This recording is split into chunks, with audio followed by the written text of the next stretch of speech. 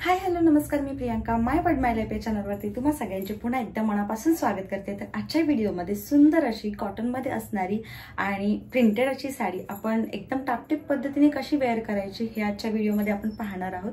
त्याचबरोबर अशा साड्या काय होतं, आपण ज्या पद्धतीने साडी नेसतो त्या पद्धतीने आपला लुक कधी कधी आपला दिसतो। म्हणजेच जर तुम्ही खूप मोठा असा ब्रॉड असा पदर काढत असाल किंवा मग निर्या खूप जास्त फुललेल्या असतील तर आपला जो ओव्हरऑल जो लुक आहे ना तो खूपच जास्त एज असल्यासारखा दिसतो। त्याचबरोबर थोडंसं आपण हेल्दी सुद्धा दिसू शकतो त्याच्यामध्ये। पण तीच साडी जर आपण एकदम टापटीप पद्धतीने म्हणजेच एकदम नाजूक आणि छान असा पदर काढला, त्याचबरोबर निरी प्लेट्स ज्या आहेत त्या सुद्धा एकदम व्यवस्थित टापटीप अशा काढल्या, कमरेवरचा जो काट आहे तो व्यवस्थित असा प्लेस केला तर आपला जो ओव्हरऑल लुक आहे तो एकदम छान स्लिम आणि थोडासा यंग दिसायला लागतो। सो याच काही टिप्स आणि ट्रिक्स मी आज तुमच्यासोबत शेअर करणार आहे। सो व्हिडिओ कुठेही स्किप न करता व्हिडिओ शेवटपर्यंत पहा। व्हिडिओ थोडा जरी आवडला तर व्हिडिओला लाईक, शेअर आणि अर्थात चॅनलला अजून सबस्क्राईब केलं नसेल तर सबस्क्राईब सुद्धा करून घ्या। चला तर मग वेळ न घालवता व्हिडिओला सुरुवात करूया। तर इथे माझ्याकडे ही ब्लॅक कलरची एक साडी आहे ज्याच्यावरती पूर्ण साडीवरती प्रिंट आहे, प्रिंटेड साडी आहे आणि प्लस कॉटनमध्ये सुद्धा आहे थोडीफार। आणि इथे मी त्या साडीशी मॅचिंग होणारा एक पेटीकोट आहे तो मी वेअर करून घेतलेला आहे। आणि पेटीकोट वेअर करण्याची योग्य पद्धत मी बऱ्याचदा सांगितलेली आहे, तरी सुद्धा पुन्हा एकदा सांगते। पेटीकोटची जी नाडी आहे ती आपल्याला उजव्या कमरेवरती बांधून घ्यायची आहे आणि पेटीकोटचं जे एक्स्ट्रा फॅब्रिक असेल ते दोन्ही बाजूला हाताने सरकवून घ्यायचं, जेणेकरून पोटावरती ते एक्स्ट्रा फॅब्रिक राहणार नाही आणि आपल्या पोटाचा पार्ट उचलल्यासारखा दिसणार नाही। त्यानंतर बघा आता साडीचा खोचणीचा जो भाग आहे तो पहिल्यांदा खोचून घेऊयात। तर ही साडी पूर्ण साडी प्रिंटेड असल्यामुळे आणि सगळ्या साडीवरती सेम डिझाइन असल्यामुळे फॉल बघून थोडंसं समजून घ्यावं लागतं। हा थोडाफार फुलांचा फरक आहे पदरावरती, पण तो इतकासा दिसून येत नाही। तर इथं बघा अशा प्रकारच्या ज्या साड्या असतात त्या खोचत असताना वरच्या बाजूला थोडंसं फोल्ड करायचं आणि त्यानंतर आतमधल्या बाजूला अशा पद्धतीने टक करायचं। आता पूर्ण कमरेभोवती व्यवस्थित असं टकिंग करून घ्यायचं आहे, पूर्ण आतमध्ये हात टाकून। कुठे जर दुमडलेलं वगैरे असेल तर ते व्यवस्थित असं करून घ्यायचं आणि अगदी फ्लोअरला टच होईल इथपर्यंत साडी आपल्याला खाली सोडायची आहे आणि बाकीची राहिलेली साडी वरच्या बाजूला आपल्याला टक करून घ्यायची आहे। आता एक राऊंड टक करून झालेला आहे आपला, साडी पूर्ण समोर आहे तर त्यातला पदराचा जो पार्ट आहे तो हातामध्ये घ्यायचा, रँडमली अशा पद्धतीने त्याच्यात चुन्या करायच्या आणि त्या आपल्याला आपल्या डाव्या शोल्डरवरती अशा पद्धतीने ठेवून घ्यायच्या आहेत। आता पदराचं मेजरमेंट घ्यायचं, जितका तुम्हाला लांबीचा पदर हवा असेल तेवढं पदराचं मेजरमेंट घेऊन झाल्यानंतर इथला जो कमरेवरचा काट आहे तो अशा पद्धतीने तात्पुरता खोचून घ्यायचा, जेणेकरून पदर जो आहे तो आपल्याला अचूक प्रमाणात काढता येतो। त्यानंतर बघा इथं आपण जेवढे पण पदर काढत होतो किंवा प्लीट्स काढत होतो ते आपण समोरचा जो पार्ट आहे पदराचा तो फोल्ड करून काढत होतो, पण आज आपण डायरेक्टली काढणार आहोत। तर इथं बघा जेवढा तुम्हाला रुंदीचा पदर हवा आहे तेवढा तुम्ही इथं पकडून घ्या आणि जशा पद्धतीने आपण प्लीट्स काढतो म्हणजेच निरी प्लीट्स काढतो अगदी तशा पद्धतीनेच इथे पदराच्या सुद्धा प्लीट्स काढून घ्या। तर अगदी साडीचा काट आहे ना फक्त तेवढ्याच मापाच्या इथं रुंदीच्या मी प्लीट्स काढून घेतलेल्या आहेत। पदराची रुंदी थोडीशी बारीक असेल ना तर आपला जो ओव्हरऑल जो लुक आहे ना तो थोडासा स्लिम दिसायला मदत होते। जर तुम्ही ब्रॉड पदर काढलात तर तुमचा जो ओव्हरऑल लुक आहे तो थोडासा हेल्दी दिसायला लागतो। तर इथे मी अगदीच साडीच्या काठाच्या रुंदी एवढ्या प्लीट्स काढून घेतलेल्या आहेत। आता या प्लीट्स काढून झाल्यानंतर त्या डाव्या हातामध्ये गच्च पकडायच्या, वरच्या बाजूला तो डावा हात घेऊन जायचा आणि उजव्या हाताने जेवढ्या आपल्याला शक्य होतील तेवढ्या प्लीट्स हाताने नीट करून घ्यायच्या। नीट केलेला जेवढा पार्ट आहे तो पुन्हा गच्च पकडून डाव्या हातामध्ये फोल्ड करून पकडायचा आणि पुन्हा एकदा तीच प्रोसेस करायची। आता जेवढ्या लांबीचा आपला पदर आहे तेवढं तर मेजरमेंट आपण पहिल्यांदाच घेऊन ठेवलेलं आहे। तर तिथपर्यंत या ज्या प्लीट्स आहेत त्या हाताने नीट करून घ्यायच्या, त्यानंतर त्या व्यवस्थित अशा पकडून डाव्या खांद्यावरती आपल्याला प्लेस करून घ्यायच्या आहेत। आता इथं बघा डाव्या खांद्यावरती प्लेस करत असताना कधी कधी काय होतं, कधी कधी चुकून आतमधल्या ज्या प्लीट्स आहेत त्या कधी मोठ्या होतात किंवा बाहेर येतात, तर त्या कशा सेट करायच्या ते सुद्धा तुम्हाला सांगते। तर अशा पद्धतीने खांद्यावरती पदर टाकल्यानंतर थोडासा पुढच्या बाजूला ओढून घ्यायचा आणि जिथं आपण पिन लावणार आहोत पदराला म्हणजेच खांद्यावरती तिथला पार्ट हातामध्ये पकडून तिथल्या ज्या प्लीट्स आहेत त्या व्यवस्थित हाताने कमी जास्त झालेल्या असतील त्या व्यवस्थित अरेंज करून घ्यायच्या आणि त्यानंतर तिथं पिन लावून घ्यायची। आता इथे पदरासाठीची जी पिन लावलेली आहे त्याच्या वरच्या बाजूला एक इतभर अंतर सोडून अजून एक मी पिन लावून घेतली।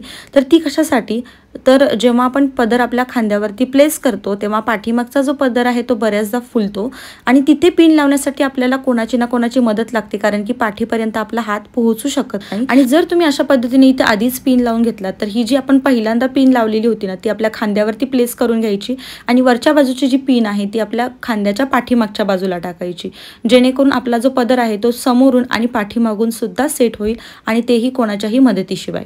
त्यानंतर बघा इथं आपला पदर तर सेट करून करून झालेला आहे. त्यानंतर आपल्या निरी प्लीट्स काढून घ्यायच्या आहेत. तर आपण नेहमी निरी प्लीट्स ज्या आहेत त्या उजव्या बाजूने काढायला सुरुवात करतो, पण बऱ्याचशा ताईंच्या कॉमेंट्स अशा होत्या की त्यांना डाव्या बाजूने प्लीट्स काढायची सवय आहे, मग इथला जो पार्ट तुम्ही लूज ठेवता तो कसा ठेवायचा वगैरे वगैरे.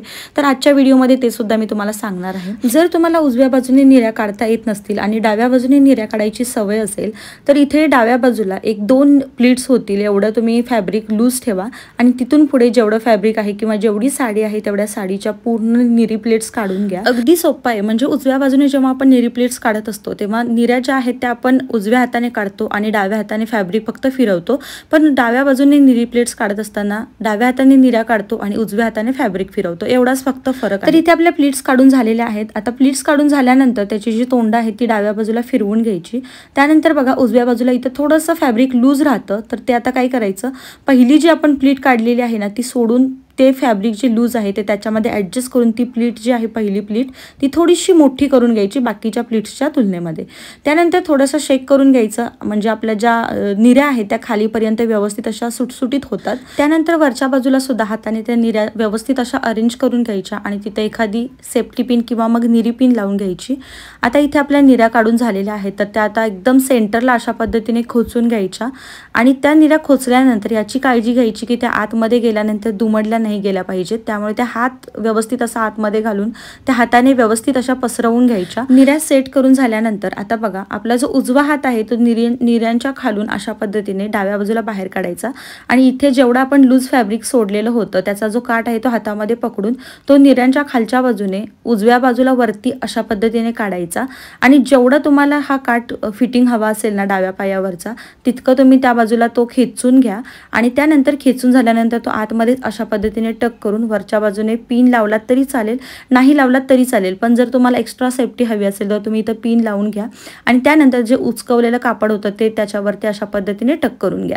आणि ते तुम्ही बघू शकाल की डाव्या पायावरचा जो आपला काठ आहे किंवा तिथला जो पार्ट आहे तो व्यवस्थित असा आपला सेट झालेला आहे आणि एकदम परफेक्टली असा नीटनेटका दिसतो. आता खालच्या फुललेल्या निऱ्या व्यवस्थित करून घेऊया. तर हाताने त्या व्यवस्थित अरेंज करून थोड्याशा प्रेस करून घ्यायच्या.